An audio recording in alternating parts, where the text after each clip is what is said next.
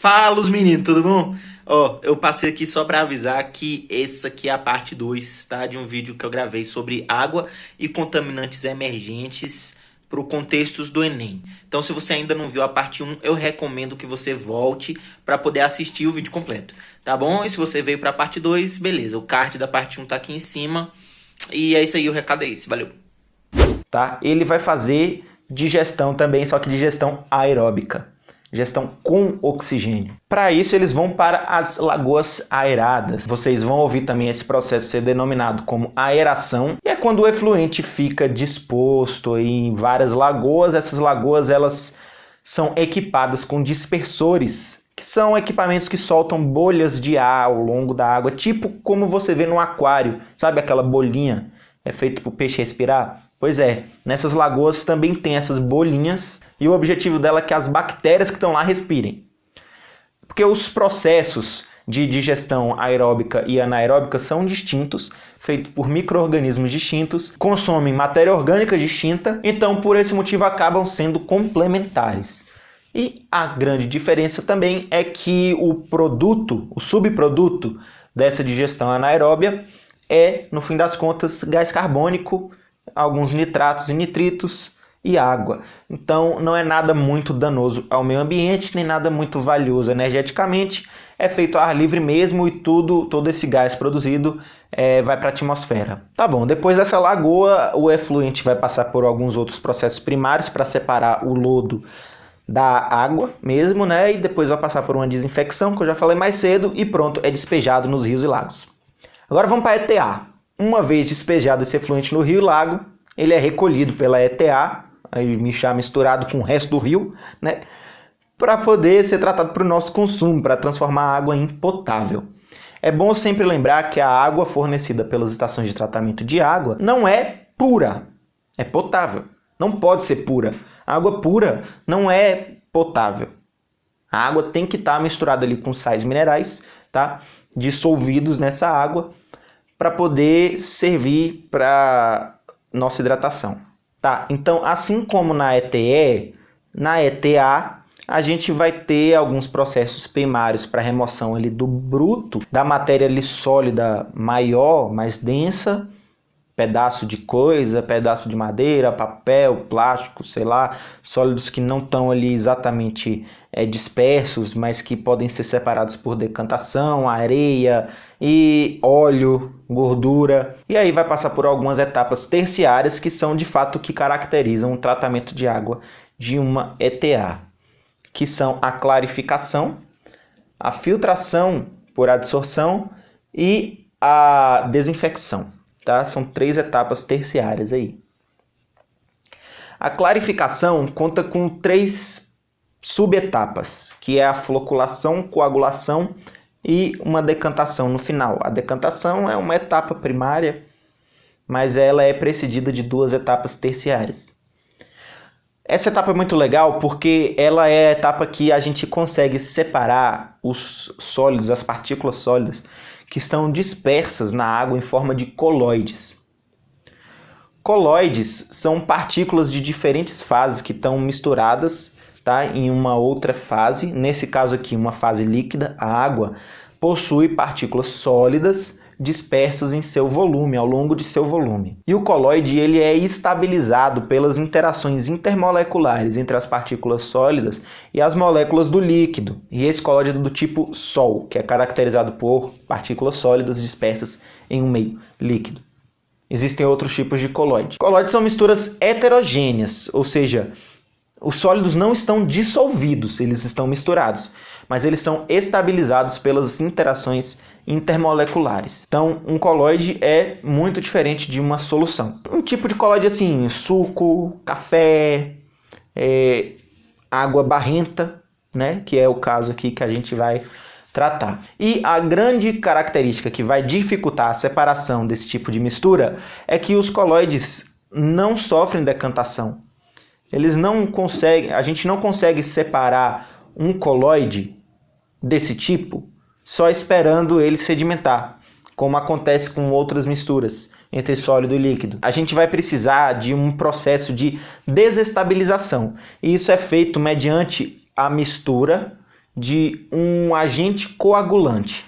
Aí, em geral, esse agente coagulante vai ser o sulfato de alumínio, e esse sulfato de alumínio vai agir justamente quebrando as interações intermoleculares entre as partículas sólidas e as partículas do líquido. Uma vez quebradas essas interações, existe uma descompensação energética nas partículas sólidas, tá? E elas vão procurar outras partículas sólidas dentro desse meio para compensar energeticamente aí essa força de atração.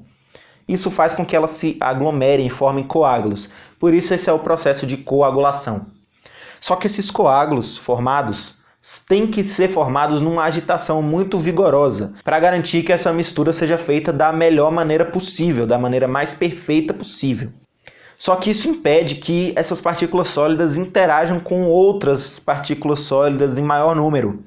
Então aí a gente vai para uma outra etapa, que é a etapa de floculação, que vai justamente consistir em um tanque menos agitado, agora é agitado bem de leves, para poder dar tempo desses coágulos aos poucos irem se aglomerando, tá? E formarem os flocos, que são aglomerações maiores, que já têm um peso, um tamanho suficiente para decantarem e sedimentarem, aí completando a clarificação com a decantação desses flocos.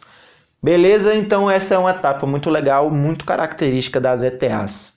Aí a gente vai para uma outra etapa, que é a etapa de filtração, tá? Que a gente vai pegar essa parte líquida e vai passar por um filtro. Esse filtro é uma tecnologia misturada de primária com terciária, porque ela também vai reter partículas sólidas que tenham sido ainda persistentes e continuado lá, menores partículas sólidas. E aí a gente tem a etapa do carvão ativado, que vai remover algumas substâncias orgânicas que estão dissolvidas na água. Aí já é uma etapa terciária, uma etapa físico-química, e vai acontecer o processo que a gente chama de adsorção. Obviamente, como a gente não recebe a água totalmente pura, a gente recebe a água ainda com sais minerais dissolvidos nela, esse carvão ativado não retira tudo o que tem na água, tá? Ele adsorve algumas moléculas. No caso do carvão ativado utilizado nas ETAs, vai remover as moléculas orgânicas que conferem cheiros e sabores à água. Só que quando a gente fala carvão ativado e adsorção, parece que a gente está falando de uma coisa só, de um material específico, carvão ativado, mas na verdade carvão ativado é um termo que pode abranger um número incontável de materiais. Isso é porque o carvão ativado se torna diferente a depender do método que ele é produzido. E para remover determinado contaminante, a gente produz um carvão ativado próprio para esse contaminante, ou carvão ativado ou um outro adsorvente. Existem vários adsorventes. Sílica é uma espécie de adsorvente, zeólitas são uma espécie de adsorvente. Em geral, todos os catalisadores usados na indústria química também têm propriedades adsorventes. E na verdade essa é uma característica, um fenômeno comum a todo sólido que possui uma área superficial elevada. Eu quero fazer um vídeo sobre adsorventes depois, sobre esses processos de adsorção, porque é uma área que eu gosto muito, é uma área que eu estudei muito a fundo na faculdade durante anos e eu adoro e eu vou falar sobre elas, mas agora não dá porque é muito assunto. E aí depois dessa adsorção por carvão ativado lá nas ETAs, o efluente agora vai receber cloro, vai receber flúor para matar os micro-organismos que ainda tiverem lá dentro da água. Vai acontecer uma correção de pH, porque essa água certamente ficou muito alcalina para a gente receber, a gente não quer isso, tá? Então, é diminuído o pH para ficar em torno de 7, e aí sim, a água é liberada para o abastecimento urbano e chega nas nossas torneiras. Tá, mas e os contaminantes emergentes? Pois é, eu vou voltar neles agora. A gente aprendeu quais são os principais métodos, as principais tecnologias para a remoção de contaminantes e purificação da água. Tanto na etapa de esgoto, para o despejo dessa água que a gente usou, quanto para a preparação dessa água para poder ser abastecida para a gente. E nenhuma dessas etapas é capaz de remover esses contaminantes emergentes. As ETS são baseadas basicamente por tecnologias secundárias, de biodegradação, de biodigestão. Uma característica em comum de todos esses contaminantes emergentes que eu citei no começo do vídeo e da maioria deles em geral, é que eles são muito pouco biodegradáveis. Bom, vamos falar, por exemplo, de fármacos ou hormônios. Eles são inclusive projetados para ser resistentes à ação de bactérias, porque a gente não quer que uma bactéria metabolize o remédio que a gente toma. A gente quer que a gente metabolize esse remédio e não as bactérias que estão dentro do nosso corpo. Então é muito difícil uma bactéria possuir enzimas para quebrar, para catabolizar os fármacos que a gente consome. Eles não são biodegradáveis, assim como pesticidas, assim como adoçantes, assim como detergentes. São muito pouco biodegradáveis, tá bom? Então, de todo aquele processo de tratamento de esgoto, os contaminantes emergentes passam batidos e vão parar no rio. Aí acontece tudo aquilo que eu expliquei de bioacumulação e de magnificação trófica. A partir desse momento, a gente já vai consumir, tá, esses contaminantes no tecido dos peixes, no tecido do frango, da galinha, enfim, de tudo que a gente comer, que tiver tido contato com essa água. É bom ser claro, mas não tem como muito fugir disso nos dias de hoje. E quanto à água, quando a gente vai receber ela passa pela estação de tratamento de água. E, de novo, a estação de tratamento de água não possui nenhuma metodologia eficiente para remover esses contaminantes emergentes.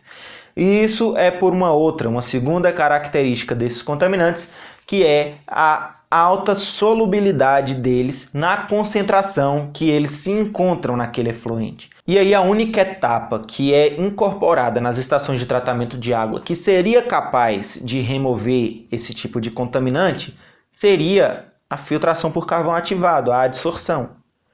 Mas, como eu falei também um pouquinho mais cedo, essa adsorção para remover esse tipo de contaminante teria que ser empregado um tipo de carvão ativado ou de adsorvente específico para esse tipo de contaminante, o que é completamente inviável. Não tem como a gente achar que uma estação de tratamento pode fornecer isso. São muitos contaminantes com características bem distintas. Enfim, a gente não quer também que tire tudo. Então a gente precisa de um material que seja seletivo, porque vai que a gente coloca um carvão ativado ali para remover esses contaminantes e ele acaba removendo os sais minerais que a gente deveria estar recebendo para poder consumir essa água. Então a água deixaria de ser potável também se a gente limpar demais. Então passa a ser um processo muito complicado. Existem outros processos, outras tecnologias que são aplicadas em outros países.